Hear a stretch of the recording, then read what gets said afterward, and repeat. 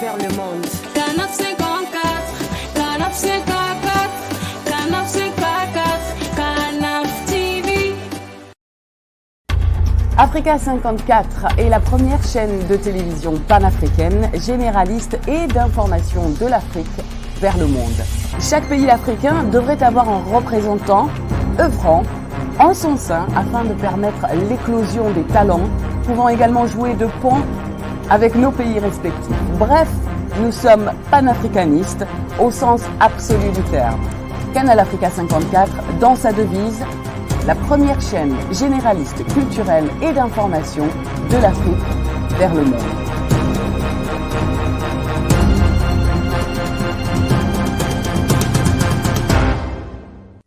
Canal Africa 54 will give to Africans and Afro-Caribbean what they have long been waiting for, expression of their own voice alongside the Western media and elsewhere in the globe. We aim to make the channel professional, sophisticated, contemporary. This channel will offer to viewers a unique experience in digital broadcasting. Our broadcasting and creative departments are dedicated towards having a constant flow of interesting and exciting programs. By using the most sophisticated methods of production, we aim to provide programming which is second to none, developing and enhancing the digital TV services throughout interactive mediums.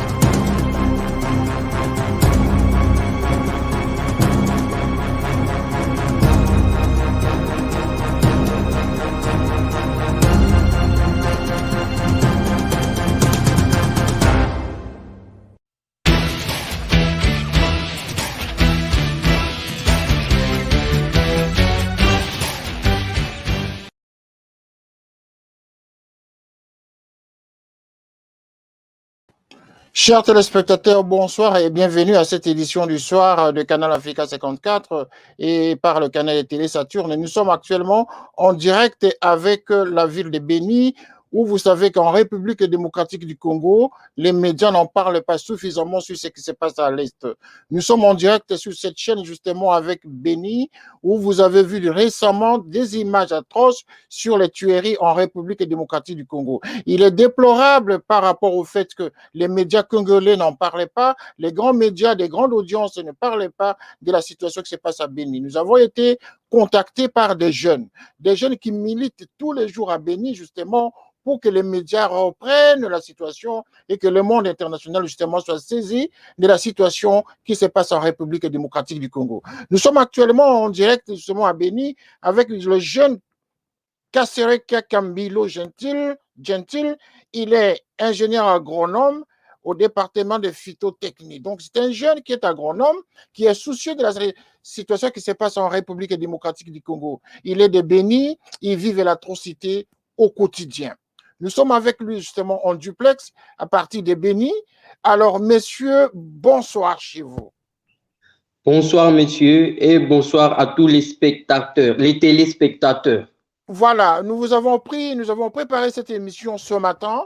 Nous espérons que les conditions techniques vont nous permettre justement de faire passer votre message à toute notre audience qui nous suit à travers nos différents canaux.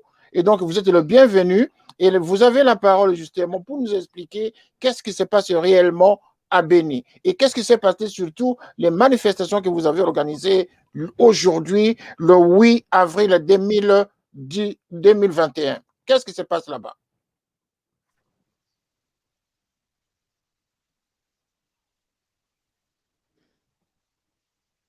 Oui, merci. Vous m'entendez? Nous vous écoutons, nous vous écoutons. Ok, merci pour la parole. C'est pour moi une grande joie qu'aujourd'hui la voix des Béni s'est levée vers les médias internationaux parce qu'on n'en parlait pas. On n'en parlait pas suffisamment. Oh, ça me fait tellement triste. Même sur nos chaînes locales, sur nos chaînes nationales, on n'en parlait pas. C'est à Béni où se passent les massacres. C'est à Béni où la vie est inhumaine. Parce que c'est depuis 2010 que tout avait commencé. Il y a maintenant, aujourd'hui, nous enregistrons 9 ans depuis que nous sommes en train de vivre une vie calamiteuse. Depuis que la vie, elle est en frères et sœurs, On ne cesse de tuer nos parents. On ne fait que faire tout ce qu'ils veulent. Et fort malheureusement, devant même la communauté internationale, à la présence même de la MONUSCO, la MONUSCO, en complicité avec l'armée congolaise. C'est là où ça nous fait tellement mal et ça nous touche tellement. La plus grande surprise que nous avons, nos autorités n'en parlaient pas parce que jusqu'à présent, depuis 2010 jusqu'à maintenant, on n'a jamais décrété même une journée de deuil à mémoire des victimes de Béni. On n'a jamais décrété même une journée de prière à l'honneur des victimes de Béni. Nous-mêmes, on s'est dit que franchement, nous sommes abandonnés à notre propre sort. C'est pour moi cette occasion, j'élève la voix des Béni. C'est une occasion pour moi que je saisis pour dire à la communauté internationale, pour dire au monde entier que la vie est inhumaine ici. On ne cesse de massacrer, on tue, on égorge les enfants, voire même on enlève les fœtus qui sont dans des ventres pour dire que nos maisons sont incendiées, nos économies, toutes partent en feu. On se dit que on ne peut rien. Nous sommes abandonnés à notre propre sort. C'est pour cela nous avons organisé, parce que c'est depuis le 5 avril, nous nous sommes décidés, nous attaquons jeunes. Nous avons dit trop, c'est trop. Ça fait 20 ans depuis que les Nations Unies sont ici chez nous et on ne voit rien. Fort malheureusement, on égorge pas loin de leur base, pas loin de leur campement, pas loin de leur camp. On s'est dit que c'est quoi? Nous-mêmes, jusqu'à présent, on s'est dit que la communauté internationale est complice de ces massacres. Elle est complice parce que son silence, ça ne nous arrange pas. Imaginez, au-dessus des enfants, un enfant qui n'a rien, un enfant de 2 ans qui est massacré, un enfant qui ne connaît rien en fait, mais massacré. On enlève même des fœtus dans des ventres de mamans. Nous-mêmes, on s'est dit que ça ne va pas. Cette vie, ça ne va pas. Dès qu'il y a des attaques des ADF, même l'intervention pour nos militaires, c'est un problème. Nous-mêmes, on se demande, nous avons une armée ou pas? Parce que l'armée, en soi, l'armée congolaise, pour qu'elle intervienne, on n'a jamais vu l'armée congolaise intervenir lorsqu'on est en train de tuer. On alerte, mais rien n'est fait. On vient, après, ils vont venir peu après, ils viendront faire juste les constats avec les agents des Nations Unies, la MONUSCO, qui est ici en place, qui ne fait rien, on ne voit pas aussi. Fort malheureusement, lorsque nous sommes en train de demander leur départ, c'est notre propre police et notre propre armée qui est en train de nous arrêter, qui est en train de nous maltraiter, qui est en train de nous torturer. On s'est dit que c'est quoi ça? Parce que nous-mêmes, nous tous, nous sommes fatigués. Ce ne sont que des promesses que nous avons de la part de nos autorités. Les autorités congolaises, précisément le président de la République, dans son passage à Béni, qu'est-ce qu'il avait dit? Qu'il va envoyer les camps militaires, les QG de l'armée congolaise à Béni. Les cas Kokolo sera installé à Béni. Jusqu'à présent, rien n'est fait. Il nous a promis, lorsqu'il était à Goma, pour mieux suivre les affaires de Béni, ils vont s'installer à Goma, pour bien suivre de près ce qui se passe ici à l'Est. Mais jusqu'à présent, il n'est jamais arrivé. Nous-mêmes, on s'est dit, on sait bien qu'il a peur, parce que la vie est inhumaine ici, parce qu'il n'y a pas de vie, parce que chaque jour, on tue, même pendant la journée. Actuellement, on ne tue plus la nuit. Avant, c'était la nuit. Mais actuellement, on arrive pendant la journée, même dans des marchés. Il y a parfois, ils arrivent dans des marchés, ils massacrent à quelques mètres des camps militaires de nos forces armées de la République. Alors, malheureusement, vous nous avez envoyé un document. J'aimerais qu'on montre ça à tous les téléspectateurs et à tous les Congolais qui suivent cette émission pour qu'ils se rendent compte qu'effectivement, vous avez organisé une manifestation aujourd'hui. Toute la journée, vous avez été dans des problèmes avec la police congolaise ainsi que les agents de la MONUSCO. Regardons d'abord cet élément et vous allez nous confirmer. De nos frères, nous pensons que vous devez partir de notre pays. Si vous pensez que vous êtes venus nous aider, nous nous disons que nous n'avons pas besoin de votre aide. Rentrez chez vous. Voilà nos deux préoccupations. Qu'est-ce que vous avez fait de ceux qui ont tué les manifestants d'armes et qu'attendez-vous pour partir parce que vous n'êtes pas venu ici chez nous. Donc, est-ce que vous allez déposer une lettre? Nous n'avons pas de lettres, nous sommes venus pour qu'on se parle, nous sommes garçons.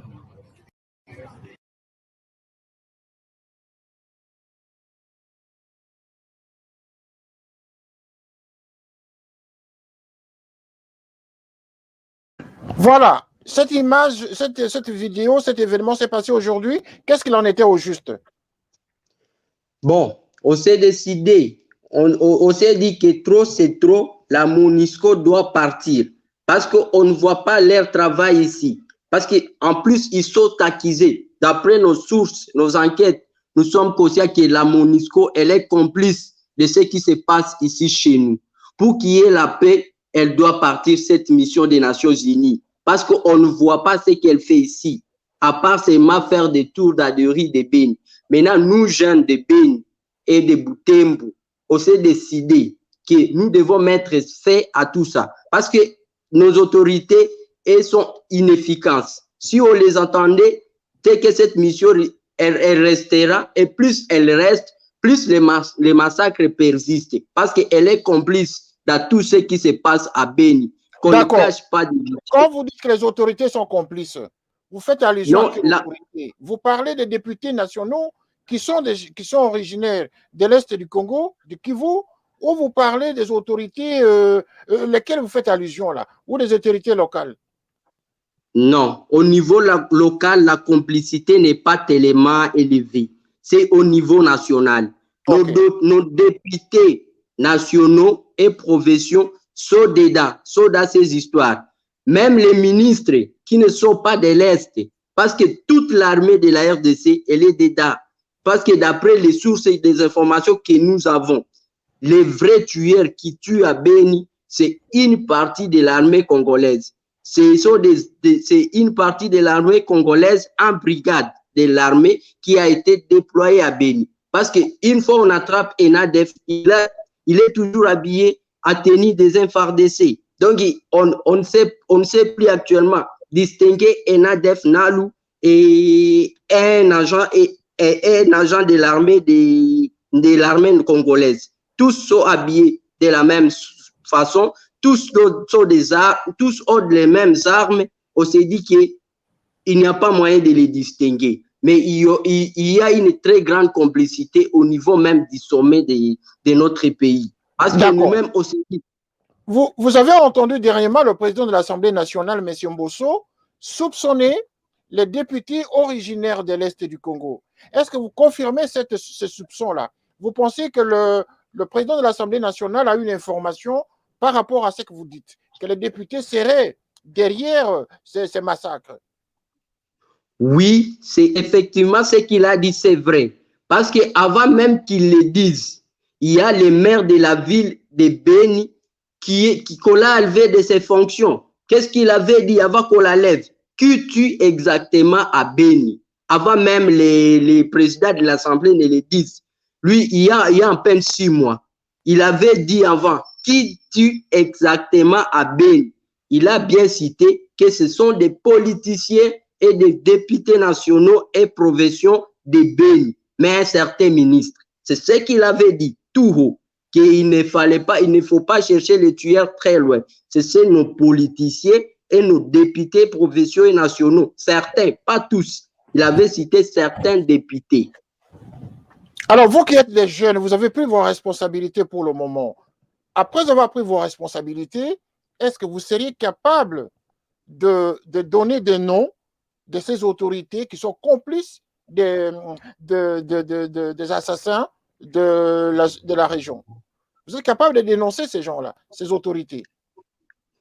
Oui, on est en mesure de les dénoncer. Mais vous voyez, nous sommes à l'Est. Tout est possible chez nous. Et je suis en face d'une chaîne internationale. Je sais, il y a de nombreux qui sont en train de me suivre à cette heure. Peut-être demain ou après-demain, vous ne me verrez même plus. Parce que je prends ces risques.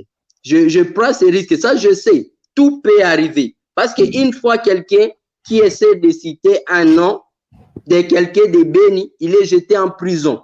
Et même certains, on ne les voit plus. Oh, c'est pour cela, admettez que je puisse un peu me réserver. Parce que je suis devant tout le monde et je n'ai aucune protection ici. Il n'y a personne qui peut me protéger ici, à part ces enseignants qui ne cessent de circuler, qui ne cessent de nous torturer.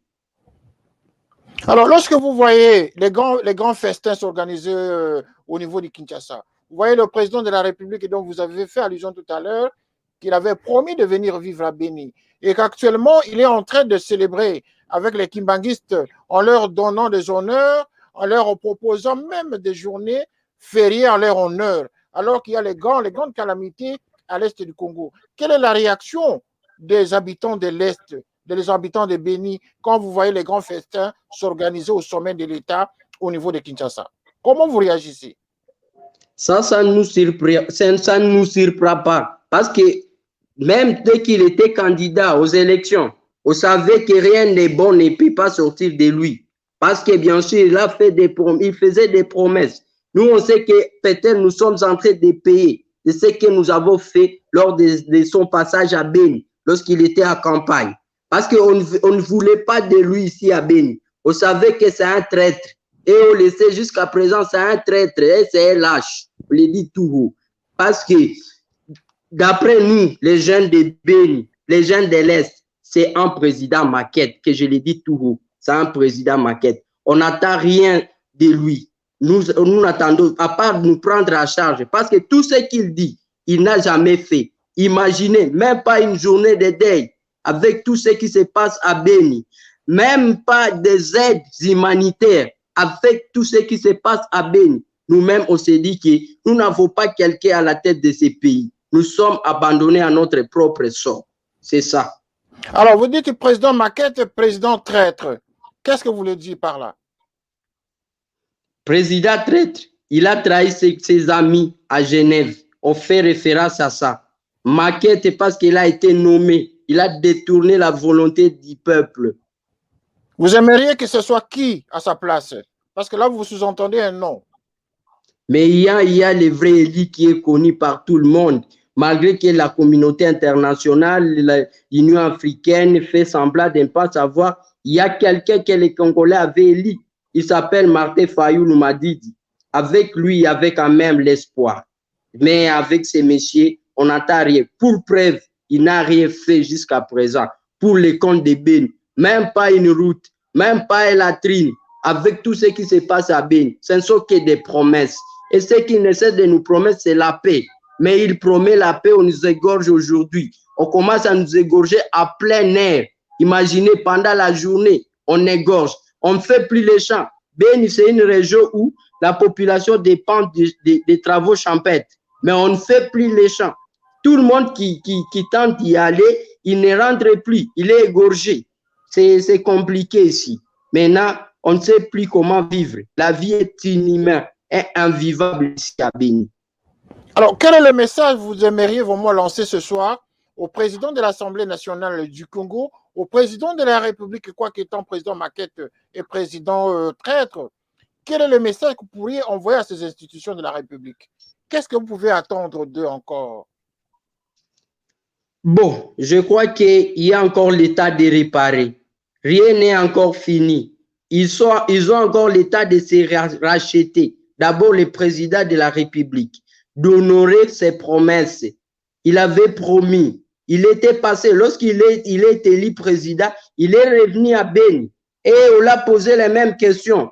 Est-ce que vous allez nous faire payer ce que vous avez fait pendant votre passage ici lors des campagnes? Il avait dit non. Actuellement, il est président de la République. Il est président de tous les Congolais. C'est ce qu'il doit mettre ça en tête, qu'il est président de tous les Congolais. Et il doit prendre ses responsabilités. Parce que lorsqu'il prêtait serment, il avait juré de respecter la Constitution, de ne céder une partie de notre territoire, de protéger tous les Congolais partout où ils se trouvent. Mais c'est ce qu'il doit faire. Il doit prendre ses responsabilités. Il doit mettre dans sa tête qu'il est président et il doit venir s'installer à Béni, comme il a souvent dit. Il doit venir installer son état-major à Beni. Et il doit aussi s'occuper des victimes de ces massacres. Il y a beaucoup des orphelins ici qui sont livrés à leur propre sort. Ils n'étudient plus, ils n'ont aucune aide. Le gouvernement les a abandonnés à leur propre sort. À part seulement les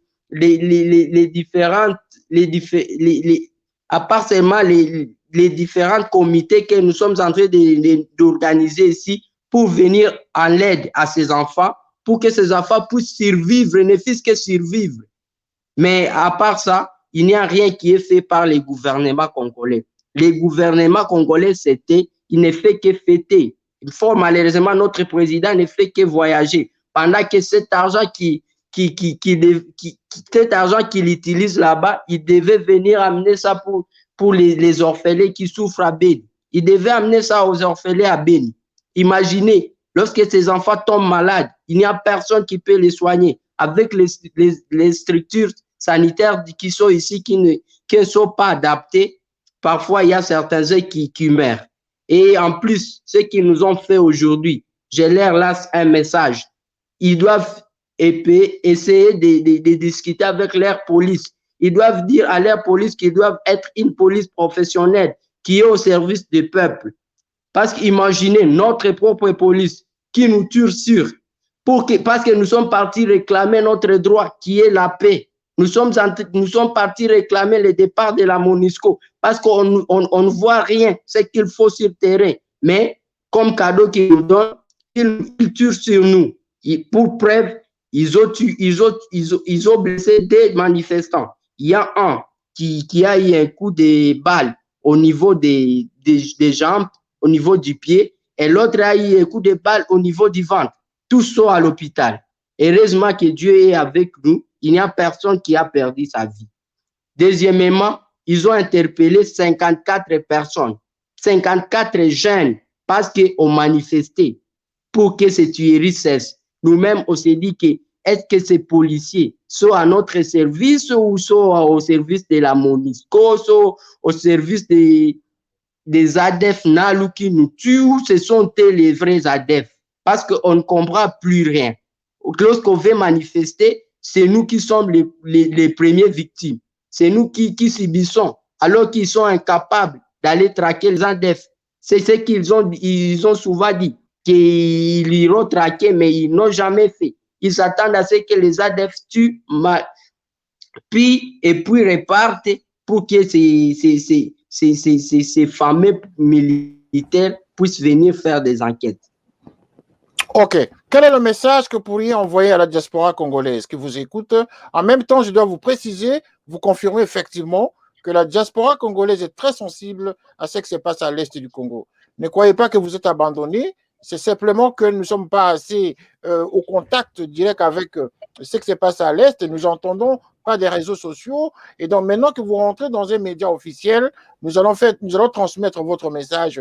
Il y a beaucoup de gens qui nous suivent. Quel est le message que vous pourriez lancer à la diaspora congolaise qui est très compatissant avec vous? Oui, nos frères qui sont à l'étranger, ils doivent savoir que chez eux, ça brûle.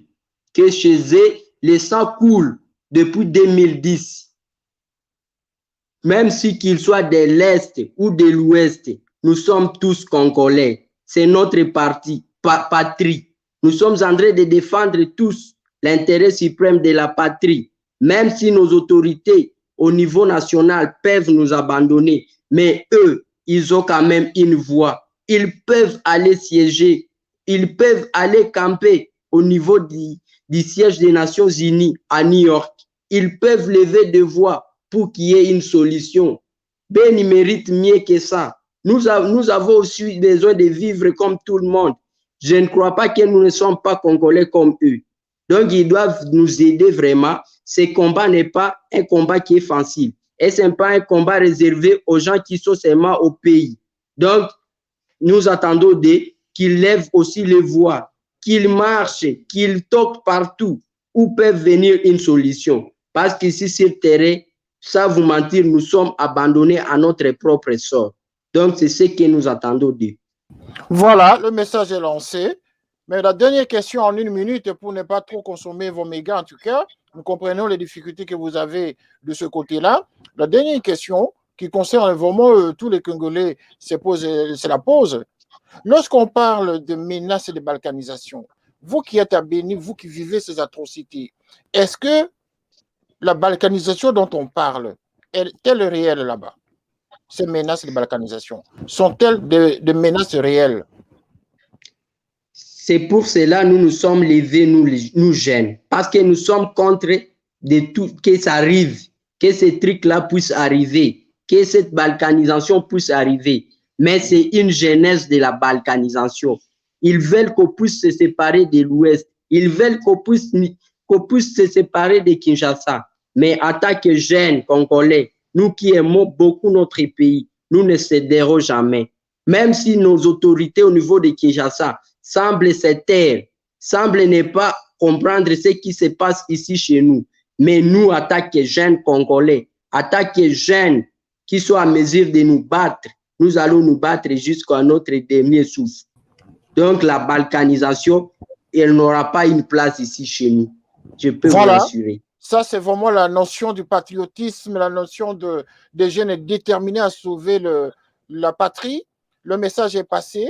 Nous allons nous organiser après l'émission. Nous allons nous appeler encore une fois pour mettre des stratégies, comment nous pouvons vous aider de ce côté-là de la République. Mais maintenant, le message est passé. Nous allons encore organiser d'autres directs avec vous. Je rappelle que nous sommes en direct avec Béni, avec le jeune Kasereka. Il est ingénieur agronome, tel que vous le voyez. C'est un jeune qui venait de terminer les études. Il est ingénieur agronome et sans emploi. Pourquoi? Parce qu'il y a la guerre à l'Est. Parce qu'il y a perturbation sur tous les domaines de ce côté-là. C'est-à-dire que les images qui nous ont envoyées ce matin à notre rédaction sont tellement violentes que nous ne pouvons pas, en tout cas, les diffuser pendant cette émission. Mais ce sont des images qui prouvent à suffisance qu'il y a une situation pour laquelle le gouvernement central n'est pas assez préoccupé, tel que lui-même venait de le décrire. Donc, M. Kaserek, en tout cas, à moins que vous ayez un dernier mot, sinon nous aurons terminé ce direct pour le moment, tout en espérant que nous allons vous retrouver encore une fois demain ou après-demain pour d'autres informations. Avez-vous un dernier mot, s'il vous plaît?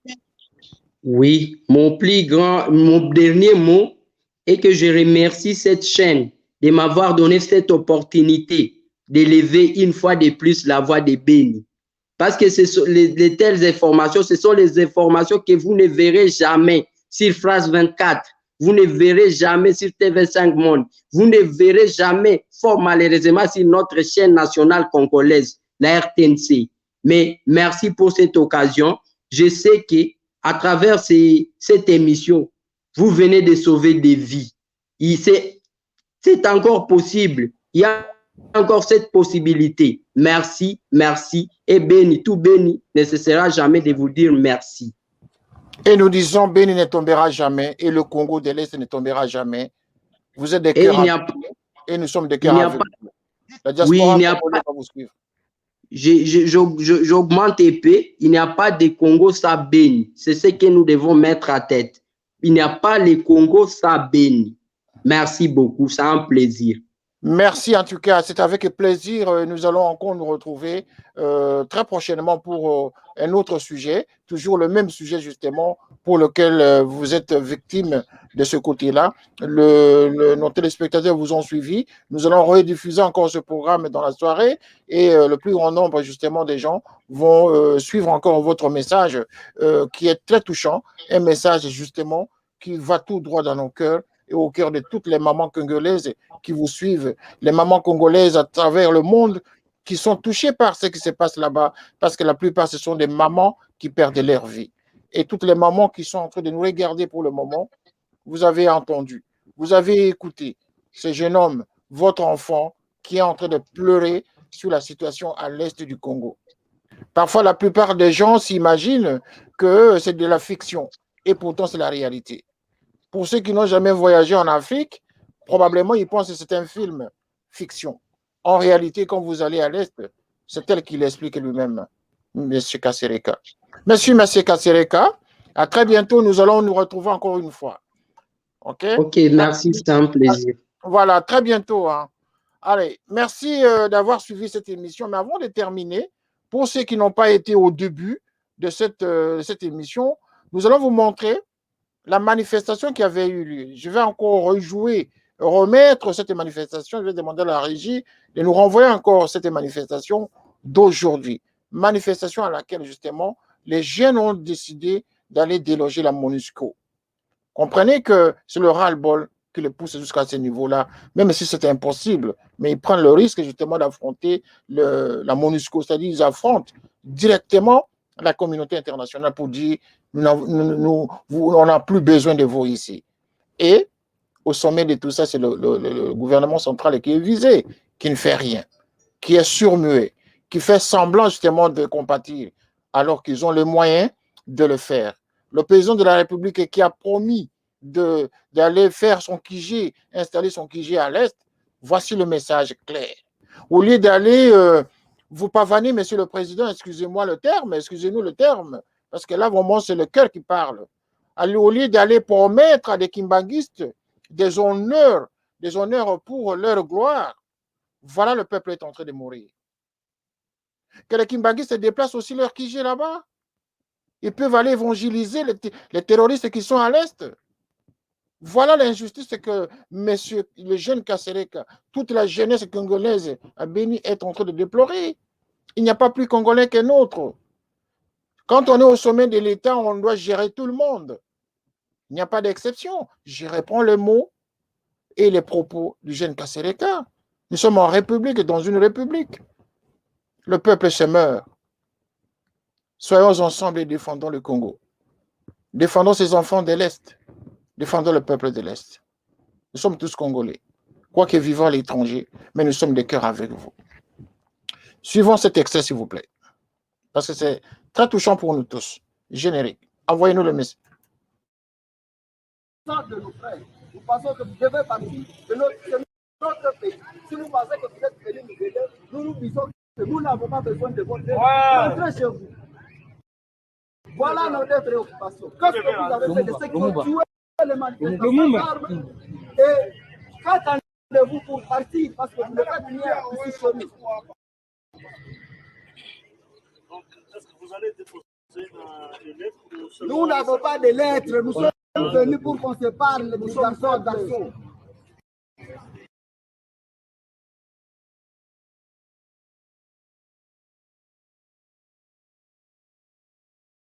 Voilà, pas de Congo sans Béni, pas de Congo sans Béni, et il n'y a pas plus congolais que nôtre. J'ajouterai.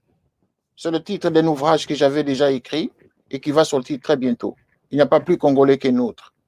Ça fait 18 ans que j'ai écrit cet ouvrage après mon passage à Goma. Lorsque j'avais vu comment les Congolais se faisaient tuer à l'époque, ça c'est un message, je vous livre cette information. De ma carrière journalistique, j'ai connu ça. J'en ai été, j'ai fait des reportages. Et ce que le jeune Kasereka témoigne aujourd'hui, c'est exactement ce que j'avais vu il y a 18 ans, 19 ans passés. Rien n'a changé. Quand il a dit 20 ans, oui, effectivement, ça fait une vingtaine d'années. Depuis l'arrivée de quel mouvement? L'AFDL. C'est l'AFDL qui nous a amené cette cargaison, cette malédiction que nous vivons aujourd'hui. Parce qu'il y avait un certain Laurent Désiré Kabila qui avait promis qu'il venait libérer le Congo, le Zaïre à l'époque. Voilà les conséquences de votre libération, messieurs. À titre posthume, que le ciel et les étoiles autour desquelles vous vivez, si vous êtes vraiment au paradis, rappelez-vous qu'ici sur Terre, le territoire qui s'appelle la République démocratique du Congo que vous êtes venu libérer, vous ne l'avez pas libéré. Vous l'avez plutôt plongé dans les ténèbres avec ceux que vous avez laissés gérer le Congo, c'est-à-dire les Rwandais que vous avez laissés dans notre territoire. Voilà les conséquences. Ces jeunes gens probablement n'étaient pas encore nés lorsque vous êtes venus avec votre AFDL, en laissant les Rwandais au Congo. Certains qui sont arrivés jusqu'au sommet de l'État. Voilà aujourd'hui, un Congolais au sommet de l'État est pris en otage. Il est en otage parce que justement, il y a tous les Rwandais autour de lui. Ce sont ceux-là qui contrôlent la République. Le jeune Kasereka venait de le dire, que le président que nous avons, c'est un président maquette. C'est un mot nouveau, ça, président maquette. C'est pour vous dire que les Congolais en ont marre. Un président maquette. Un président maquette.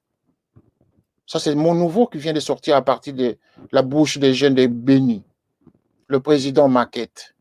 Pendant que de l'autre côté, on l'appelle Fachi Béton. À l'est, il est Fachi Béton. Mais de l'autre côté, on dit président Maquette. C'est une honte ou c'est une gloire? Lorsque un président de la République, avec son gouvernement, qui trouve le sourire justement pour remercier les Kimbanguistes, une secte religieuse, en fêtant avec eux avec joie, alors qu'il y a des enfants qui meurent à l'est du Congo, alors qu'il y a des mamans qui meurent tous les jours. Vous avez vos familles, justement, qui sont en train de célébrer, d'organiser des ONG nouvelles. Pour quel but? Aucune ONG ne va à l'est du Congo pour soulager la misère de ces jeunes gens.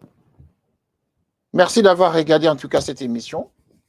Ce fut donc une dépêche de ce soir par rapport à Béni. Merci, nous allons vous retrouver encore une fois ce soir à notre émission géopolitique où nous allons encore parler justement de la situation géopolitique relative à la question que nous avons évoquée depuis hier sur le cléricat ou la laïcité de la République démocratique du Congo. Que dit la Constitution? Voilà, c'est toujours autour de la bourde qui a été lancée en Kamba par le président de la République. Le président de la République voudrait faire justement de la journée du 6 avril une journée fériée et chômée. C'est une question. Et donc, nous avons reçu une dépêche aujourd'hui, une requête aujourd'hui, suite à l'émission d'hier, par la communauté islamique du Congo, qui nous a envoyé des informations sur ce qu'ils veulent faire pour emboîter le pas des Kimbanguistes. Voilà, nous l'avons déjà dit hier.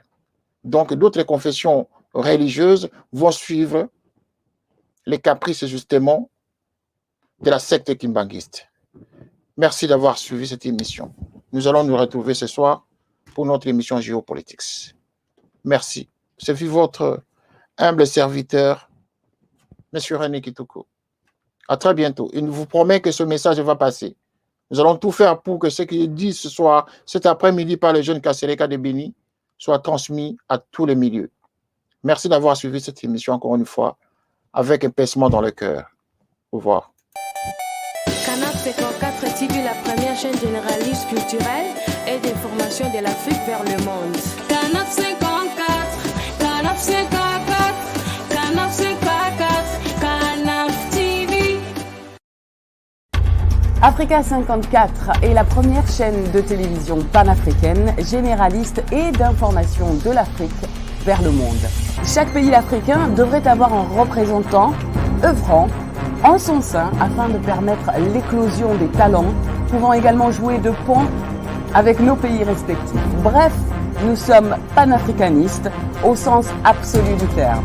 Canal Africa 54, dans sa devise, la première chaîne généraliste culturelle et d'information de l'Afrique vers le monde.